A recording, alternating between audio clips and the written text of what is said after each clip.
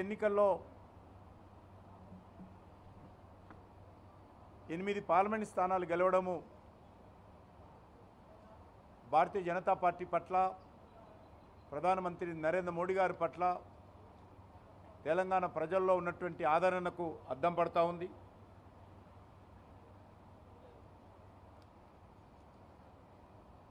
ఈ ఎన్నికల్లో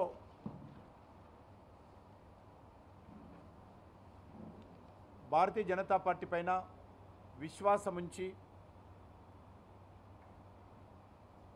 బీజేపీని అత్యధికమైనటువంటి స్థానాలలో గెలిపించడం జరిగింది. గత 6 నెలల క్రితము జరిగినటువంటి తెలంగాణ శాసనసభ ఎన్నికల్లో దాదాపు 14% ఓట్లతో 8 చోట్ల గెలిపించుకున్నటువంటి తెలంగాణ ప్రజలు సరిగ్గా ఈ 5 నెలల తర్వాత ఇప్పుడు జరిగినటువంటి పార్లమెంట్ ఎన్నికల్లో 35% పైగా ఓట్లతో 8 పార్లమెంట్ సీట్లలో బీజేపీని ఆదరించి ఆశీర్వదించడం జరిగింది. తెలంగాణలో రానున్న రోజుల్లో ఒక బలమైనటువంటి రాజకీయ ప్రత్యామ్నాయంగా భారతీయ జనతా పార్టీ ఎదగాలని ఈరోజు తెలంగాణ ప్రజలు కోరుతున్న విషయాన్ని ఎన్నికల్లో స్పష్టం చేయడం జరిగింది. ప్రజలు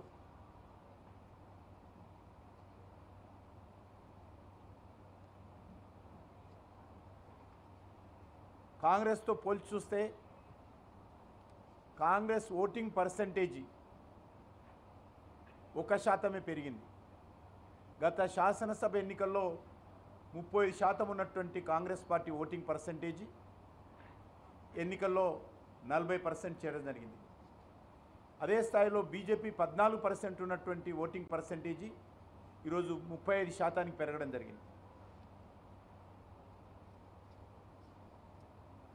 ఎవరు అడగకముందే ముఖ్యమంత్రి గారు తెలంగాణకి ఏం ఒరగబెట్టకుండా ఆయన పాలనకు రెఫరెండం అని ఆయననే ప్రకటించుకున్నాడు.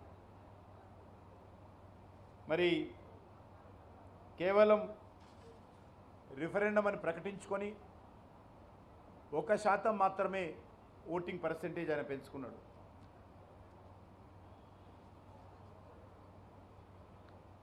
ఈ ఎన్నికల్లో భారతీయ జనతా పార్టీ 35.08% ఓట్లతో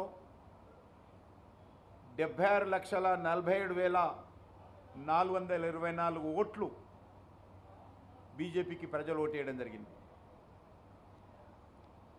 5 ఏళ్లలో అత్యధికమైనటువంటి శాతము భారతీయ జనతా పార్టీకి 2019తో పోల్చి చూసినప్పుడు కూడా ఓటింగ్ పర్సంటేజీ, సీట్ల పర్సంటేజీ పెరగడం జరిగింది. ఇదే సమయంలో 10 సంవత్సరాల పాటు తెలంగాణ సెంటిమెంటుతో అధికారంలోకి వచ్చి పరిపాలించినటువంటి భారత రాష్ట్ర సమితి ఈరోజు తెలంగాణలో ఉనికిని కోల్పోయే పరిస్థితి వచ్చింది. 17 సీట్లలో 15 సీట్లలో బీఆర్ఎస్ 2వ స్థానంలో వచ్చింది, 3వ స్థానంలో వచ్చింది. 8 సీట్లలో పైగా డిపాజిట్ కోల్పోయింది. మరి గత శాసనసభ ఎన్నికల్లో ఎక్కడైతే కాంగ్రెస్ పార్టీ గెలిచినటువంటి అసెంబ్లీ స్థానాలలో కూడా మరి ఓటింగ్ పర్సంటేజీ కాంగ్రెస్కి తగ్గింది. కాంగ్రెస్కి వేసినటువంటి ఓట్లు గత శాసనసభ ఎన్నికల్లో మరి ఈ ఎన్నికల్లో అనేక స్థానాల్లో భారతీయ జనతా పార్టీకి అసెంబ్లీలలో తీసినట్లయితే బీజేపీకి బలం పెరిగింది. కాంగ్రెస్ను మరొక దిక్కు బీఆర్ఎస్ను కాదని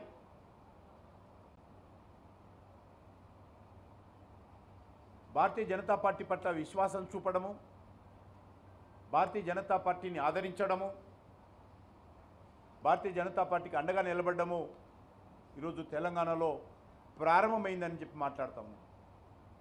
ఎన్నికలు భారతీయ జనతా పార్టీ బలపడడానికి తెలంగాణలో ఒక ఆరంభం మాత్రమే.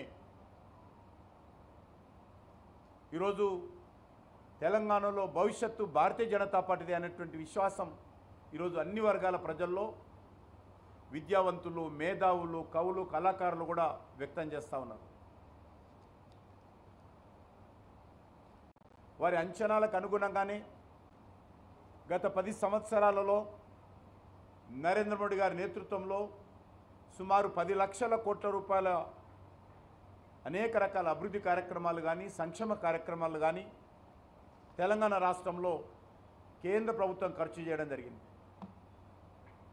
ఆ రకంగా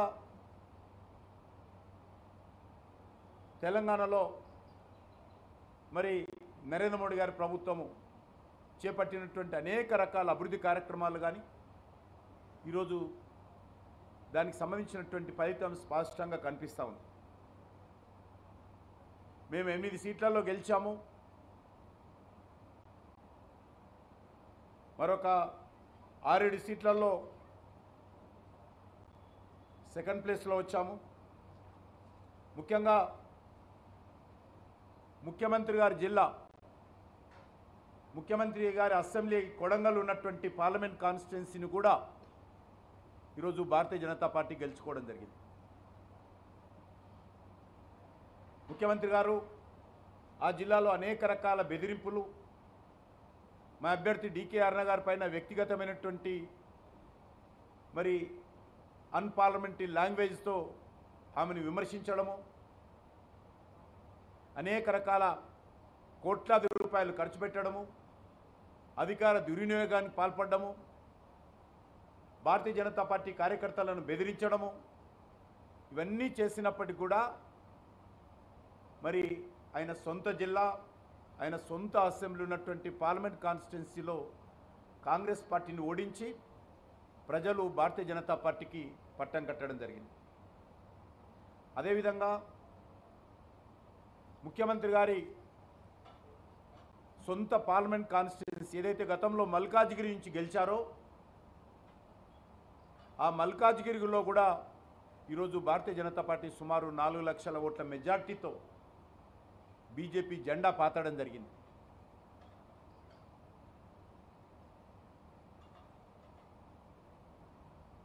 అక్కడ కూడా ముఖ్యమంత్రి గారి సొంత పార్లమెంట్ కాన్స్టిట్యున్సీ, సొంత జిల్లా కావచ్చు, కానీ సొంత గతంలో ఆయన ప్రాతినిధ్యం వహించినటువంటి, గత పార్లమెంట్ ఎన్నికల్లో ప్రాతినిధ్యం వహించినటువంటి మల్కాజ్గిరిలో కూడా ఈరోజు బీజేపీ గెలవడం జరిగింది.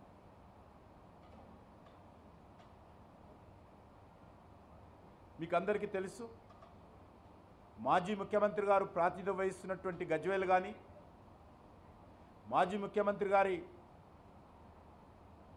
రాజకీయ ఆరంగేట్రానికి కీలక పాత్ర పోషించినటువంటి సిద్దిపేట కానీ, బీఆర్ఎస్ కంచుకోటగా ఉన్నటువంటి మెదక్ పార్లమెంట్లో కూడా ఈరోజు వందల కోట్ల రూపాయలు బీఆర్ఎస్ పార్టీ ఖర్చు పెట్టినప్పటికీ కూడా మరి అక్కడ కూడా ఈరోజు బీజేపీ విజయం సాధించడము తెలంగాణ రాష్ట్ర రాజకీయాలలో భవిష్యత్ ఏ రకంగా ఉండబోతుందో సంకేతం ఇవ్వడం జరిగింది.